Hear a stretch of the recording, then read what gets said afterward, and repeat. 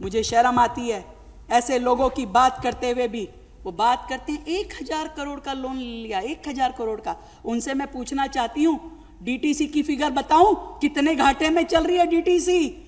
99,000 करोड़ के कर्ज में है डीटीसी आज भी।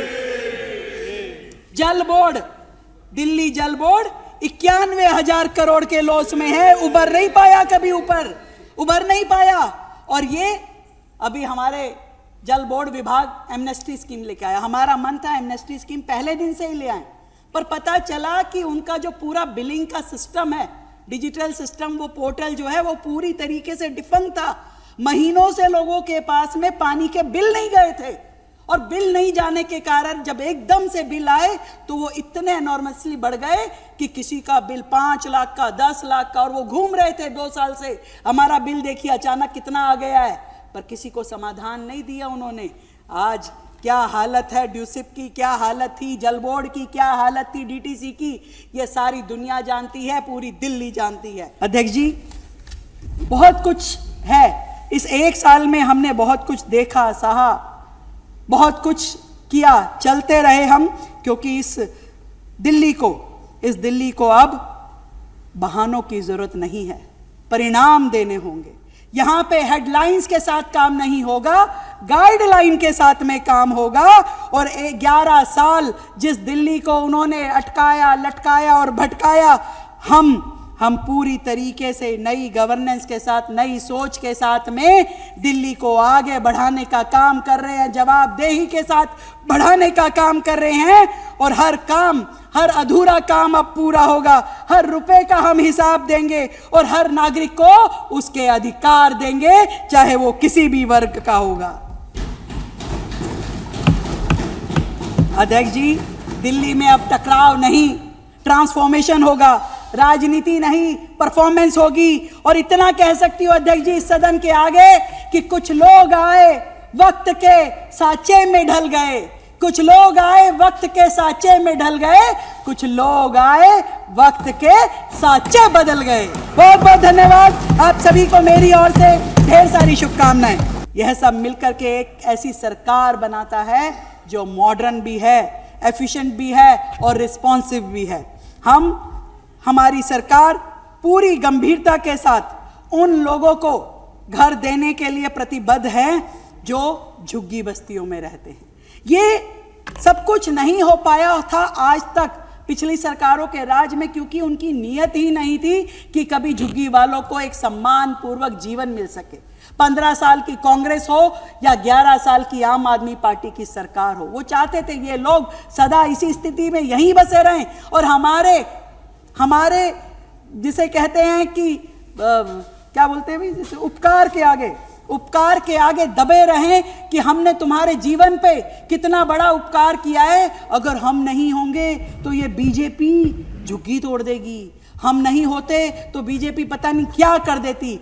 पहली बार झुग्गी निवासियों ने ये महसूस किया है कि बीजेपी आई है, सरकार बदली है, तो उन्हें सम्मान का जीवन मिल रहा है। उनके नाली, सड़क, खड़ंजा बन रहे हैं, उनके शौचालय नए बन रहे हैं, उनके बच्चों के लिए शिशु वाटिका, उनके कार्यक्रम करने के लिए वहाँ पे बस्ती विकास केंद्र, ये सारे काम। और तो और जो अटल कैंटीन दिल्ली में बनाई गई, आज एक गरीब एक श्रमिक भाई बहन जाकर के सम्मान के साथ 5 रुपए में वहाँ भोजन करता है।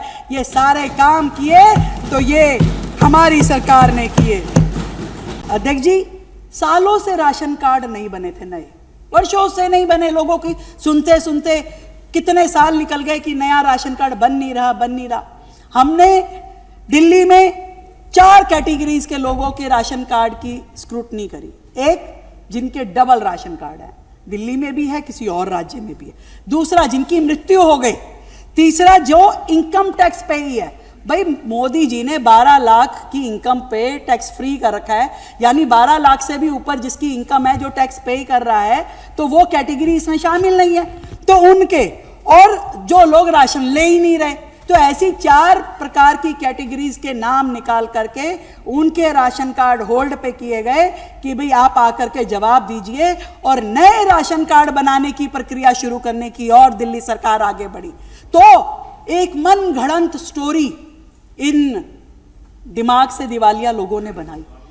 अरे अगर ये राशन कार्ड बने, अगर राशन कार्ड बनते हैं 8 लाख राशन कार्ड बने तो 1 लाख पे अगर कोई रिश्वत लेगा तो 10,000 की लेगा, और 10,000 की लेगा तो यानी कि हाँ, अगर हम लोग होते तो इतनी रिश्वत लेते, ये तो इतना बड़ा घोटाला है। देखिए, मतलब उन्होंने पूरी इमेजिनेशन बना ली कि कितना बड़ा घोटाला होने वाला है अगर ये नए राशन कार्ड बन गए। देखिए कैसी सोच के लोग हैं। वो चाहते नहीं है कि दिल्ली की जनता को नए राशन कार्ड मिले, नए एलिजिबल लोग आगे आए। वो चाहते हैं जो उनकी चोर बाजारी चल रही थी, जो डबलिंग ऑफ राशन कार्ड चल रही थी, जो इन्होंने अपने अपने लोग बीच में घुसा करके वहां पे भ्रष्टाचार किया हुआ था, वो यूं ही चलता रहना चाहिए। ना कोई नई पेंशन लगे, ना कोई नया राशन कार्ड बने, ऐसी सोच के लोग हैं ये।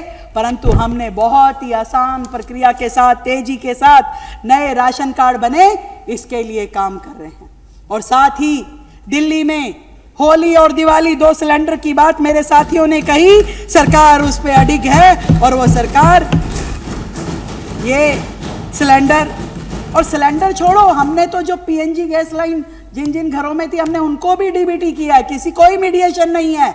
जिसका जो सिलेंडर यूज कर रहा था, जो पाइपलाइन यूज कर रहा था, जो राशन कार्ड की पूरी कैटेगरी थी, एज इट इज हमने एक बटन दबाया और हर एक व्यक्ति को 853 रुपए उसके खाते में मिल गए, सीधा डीबीटी कर दी। अध्यक्ष जी, आज के समय पे जब सिलेंडर की बात हो रही है तो मैं जरूर कहना चाहूंगा, इस समय जिस तरीके की वैश्विक परिस्थितियां चल रही है और जिस तरीके की एलपीजी की आपूर्ति में बाधा आई, और हमारी गवर्नमेंट दिल्ली सरकार केंद्र सरकार के साथ मिलकर के पूरे समन्वय के साथ में इस सिचुएशन को मजबूती से संभाले हुए है। और मैं ये मानती हूँ कि जब भी देश किसी विकट परिस्थिति से होकर के गुजरे तो जनता का, सरकार का, नेताओं का, सबका ये फर्ज बनता है कि विकट परिस्थिति में एकजुट होकर के उस परिस्थिति का सामना करें। पैनिक नहीं, प्लानिंग के साथ काम करें, ये हम सबका फर्ज बनता है। पर देखिए कैसे लोग हैं, इन मुद्दों पे राजनीति करने के लिए आते हैं। कोई टी शर्ट पहन के आ रहा है, कोई ढोल बजा रहा है, कोई कटआउट लेके घूम रहा है, परंतु उन्हें ये समझ नहीं है कि आज हमारा देश किन बेहतर स्थिति में अपने आप को रखे हुए है। जहां एक और विश्व के इतने सारे देश युद्ध में लगे हैं, उनके जनता का जीवन संकट में है, आज हम एक खुशहाल जिंदगी जीते हुए आदरणीय देश के प्रधानमंत्री नरेंद्र मोदी जी के नेतृत्व में यहां अपने इस देश में रह रहे हैं। और मैं धन्यवाद देना चाहती हूं देश के प्रधानमंत्री नरेंद्र मोदी जी का कि ये वेस्ट एशिया में जो युद्ध के कारण से चल रहे विकट परिस्थितियों के कारण जिस तरीके से पूरे विश्व में पेट्रोल की और डीजल की कीमतें बढ़ रही थी, आज ही उन्होंने हमारे पूरे देश में हर राज्य के लिए पेट्रोल और डीजल के रेटों में स्टेबिलिटी लाने के लिए पेट्रोल पे एक्साइज ड्यूटी को 13 रुपए से घटा करके 3 रुपए कर दिया, 3 रुपए प्रति लीटर, और डीजल पे 10 रुपए से घटा करके 0 करके प्रति लीटर 0 अब एक्साइज ड्यूटी होगी। ये देश के प्रधानमंत्री जी ने ऐसी परिस्थिति में पैनिक नहीं, प्लानिंग के साथ में काम करते हुए पूरे देश की जनता को ये संबल दिया है। और किसी भी तरीके का कोई एडवर्स इफेक्ट, कीमतों का प्रभाव हमारे देश की जनता पे पड़ने वाला नहीं है। मैं देश के प्रधानमंत्री नरेंद्र मोदी जी को बहुत बहुत धन्यवाद देना चाहती हूँ।